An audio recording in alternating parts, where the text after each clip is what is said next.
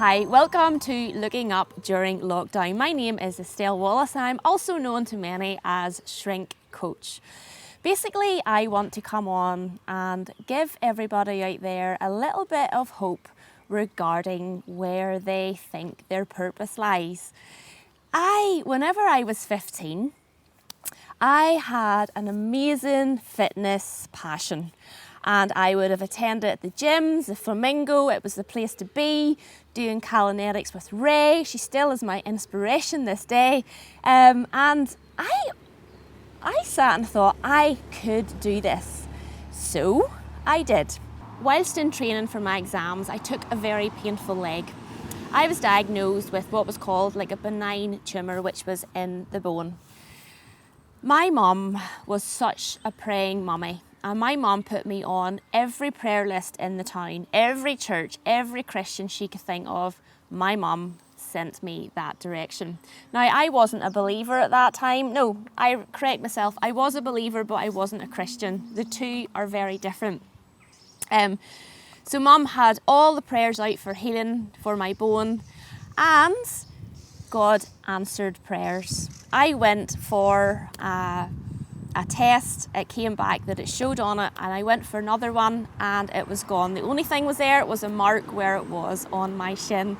So God healed me even back then, and also what the devil meant for evil, God turned that for good, because God knew I needed this leg and these legs and this body and this health to do what I am doing to this day. So yes, I trained, I got all my qualifications, but during that time I was also working in retail.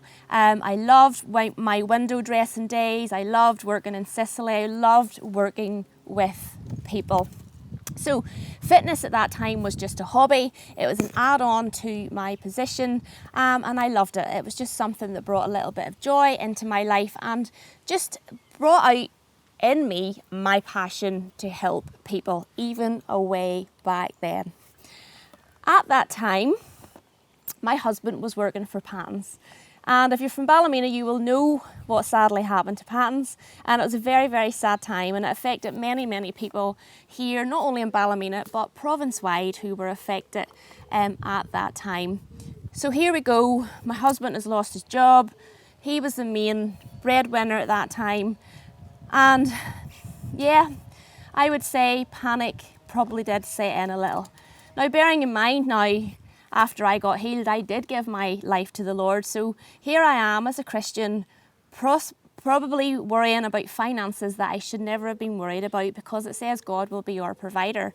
But whenever you're in that place, it's hard sometimes to actually believe that. But it is true. At that time, I remember very clearly God telling me to bless out of my nothing. And what did that mean? That meant that I was to offer all my classes free of charge to those employees of Patton's, so I could keep pouring in the love and keep bringing in a little bit of hope and allowing people to look after their bodies even though they had lost their jobs. Now, many of you are thinking, that would probably be the worst time, because that is a time when I needed to get more money into my classes. I needed more people in through the doors because I was the only breadwinner. It was only up to me. But no, God's maths are very different than ours. They're very different. He wanted me to give out of my nothing, and I did. And I obeyed. Oh my goodness, the girls came in droves, and it was just such a blessing to do such a wonderful thing for them.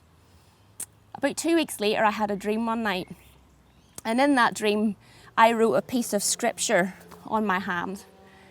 And when I woke up in the morning, I was so sure that piece of scripture was still going to be on my hand. It was so vivid and so clear.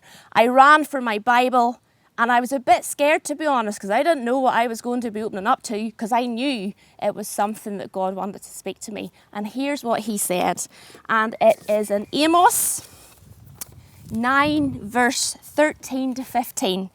Listen to this, and this is the Message version because it's the version I had that day when I opened up my Bible. Here's what he said to me. Yes, indeed, it won't be long now, God's decree. Things are going to happen so fast, your head will swim.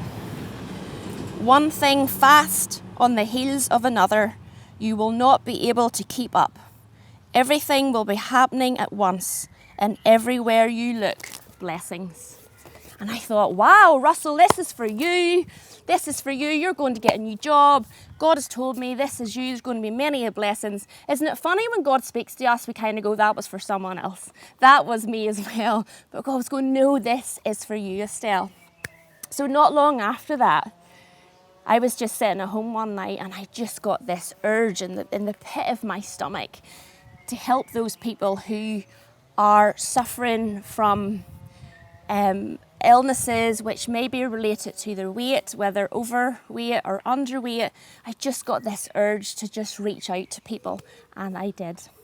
And out of that, the shrink plan was born. And oh my goodness, if I knew what I knew then, I would have been so excited. But of course, me being me, if anybody knows me, it takes a lot for me to get really excited. But once I am, oh my goodness, there is no stopping me. The floodgates opened. The people came in droves, just like God promised in that scripture. The blessings, the blessings, the blessings. My life was overturned overnight, but it was a God thing. During that time, it's amazing what comes out of the woodwork whenever you have something so precious in your hands. Yes, Shrink was a business, but guess what? It wasn't my business, it was his business.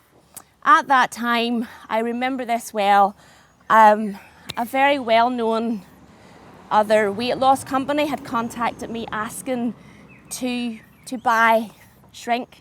And I had also others wanting to franchise it. But do you know what? Shrink was not mine to give. Shrink belonged to the Lord. I was only merely being a steward of it. And I got a word one night from the platform and it spoke deep into my heart. And the man said, I don't know who this is for, but somebody needs to hear this. God is saying to you, do not trade in your ministry. And that hit me like an arrow. And I thought, I will never trade in what you have given me, Lord, not for money, not for anything. It is yours. You have chosen me to be your steward. How awesome is that? And God showed me an Esau. He talked about him. He gave up his birthright for a bowl of stew. And here's me, my plan is all about food. And it's just amazing that I could have went, yeah, I'm going to sell this, I can do this and I can do that, but that is not my heart. And it is definitely not God's heart. I'm more interested in the people than I am about the profit. And God knew that. And that's why his blessing still bestows upon the Shrink plan. And I am utterly and utterly blessed at everybody that has came through it. And the results, oh my word. Also, whenever you're in that place, I had very amazing marketeers come along and say, Estelle, I could take your business from here and I could take it to here. But one thing you need to do is you need to leave God out of it. Well, that to me is like a red rag to a bull. Because you see, when God tells you do not trade in your ministry, and whenever he tells you that you are the steward of something very special, nothing will move you. I was not shaken. I could not be moved. And I was still unshakable. I don't need a marketing company to market me because God does. He is my promoter. He tells me what to do, when to do it, and how it's directed. I listen to him. And I lean in and I don't move until I hear those words. And it's through his word or through a message, I just wait for his direction. So be very careful about the people who think they can take your business from here to here and they ask you to compromise. Never compromise the temporary, because you will lose your inheritance. So, yep, the Shrink plan, doctors were sending people my way. It was just taken off, honestly, just like it said in the scripture, just like it said. And he is very true to his words. So if you're in business and you're listening to this tonight, God spoke to me one night in Luke 5. And it was never Simon Peter had the boats. And Jesus said, "Can I borrow your boat?" But what he was actually saying is, "Peter, can I borrow your profession? Can I borrow your passion? Can I borrow your ability? Can I borrow it because I need to borrow it to speak to the people?" And if that's you tonight, and if God came to you tonight and said, "Could I borrow your business? Would you hand it to me?" What would you do? Do you hold it so tightly that you panic? Or do you go, "Do you know what, God? Borrow it, have it. Because it's not mine to begin with. I'm only the steward of it." So what about giving your boat over to Jesus? What about saying, "Here you are, Jesus, you take my boat, which is my profession, my abilities, my passions, and you do what you need to do with it to touch other people." And you see, when you do that, guess what? It comes back full. It comes back full. Because when Peter put the net in after that, the net was so full of fish they could hardly bring it in. So when you let him borrow, the blessings will bestow upon you. Guys, this is my testimony. Everybody's is very different. But when I said, "Okay, Jesus, take it. Take what I have in my hand and anoint it for your purposes. Take it and use it." Guess what? He will bring it back to you, and you will not be able to hold everything that comes along with your obedience.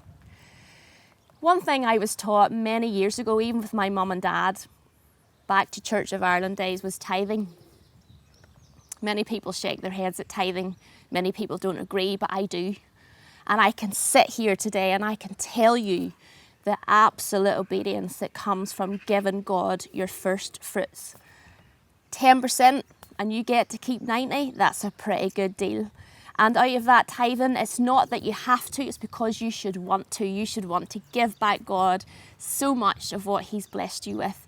So if you don't tithe from your business, or you don't tithe from just your profession, maybe that's something you should talk to God about. Again, it's a very personal thing. And I'm only speaking about my, just what he's done in my life with tithing. It's very important, guys. Oh my word, I could write a book on that alone, about the blessings he's bestowed on me regarding that. So I'm going to ask you tonight, what is in your hand? What is in your hand? What can you say, "Okay, Jesus, I'm going to let you borrow that. I'm going to let you have this, and I'm going to let you have that." But before you do that, you know you have to open up your hands and you have to be willing to let it go. You have to be willing to let it go. But you know what? You see what comes through that? You will launch in deep. Whenever what he borrowed is coming back to you, you will go deeper. You will launch in deeper. You will have something you never had before. And this faith will arise inside of you. So whenever you have a business, please, well, all I can say to you, ask the Lord to anoint it. Tell him he can borrow it. Tell him he can have it. And just wait to see what he will do with that. Now, you may be sitting tonight and you've maybe lost your business. And I have to come along and say, God gives and he also takes away. And there's many things in life we don't understand, and the reasoning behind, well, I've had a thriving business and I was doing everything, Estelle, what you were doing, but yet it didn't succeed. Sometimes God strips us of things that are maybe going to hold us back, and it's hard at the time, but my goodness, you have to trust him even in the hard times. He gives and he takes away. We don't understand it, but we just have to keep trusting in him that he has got your best interests at heart at all times. And maybe you're sitting in here listening to this tonight and you have a fear. There's a deep fear upon you to say, I'm so scared to do what's in my hands. I have it in my hands, but I just don't have the courage yet to do it or to step out. Can I just say, if you face your fears, that fear will lose its face. So a fear has a face. It has, when you want to step out into something, it has a face, and it's one of those intimidating faces to say, you'll never do it. You're never going to make it.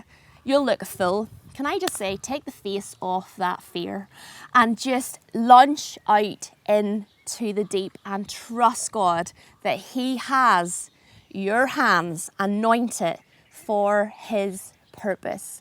So if I have touched any of you tonight and you feel I'm struggling a little bit, Estelle, in my business, I'm struggling a little bit, Estelle, in my profession or my purpose, or even my weight or my health or my well-being, please feel free to contact me and I will get back to you and I will give you any advice that I feel that I can and to help you on that little road of recovery. If I can offer little and it helps a lot, then that's all that matters. So the song we're going to hear right now is You're Going to See the Victory. Did you hear that? You are going to see the victory, and I'm speaking to you. You're going to see the victory over your business. You're going to see the victory over your profession, over your gifts, over your abilities, over your purpose, and you're going to see the victory over your health. So guys, who's going to be brave enough tonight to let Jesus borrow your boat? Who's going to be courageous enough to let Jesus borrow your business boat? And who's going to be wise enough to obey His calling? Just give Jesus your boat.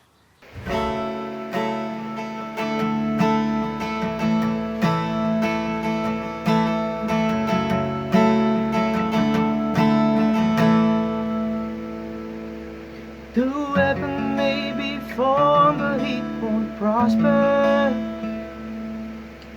When the darkness falls, it won't prevail.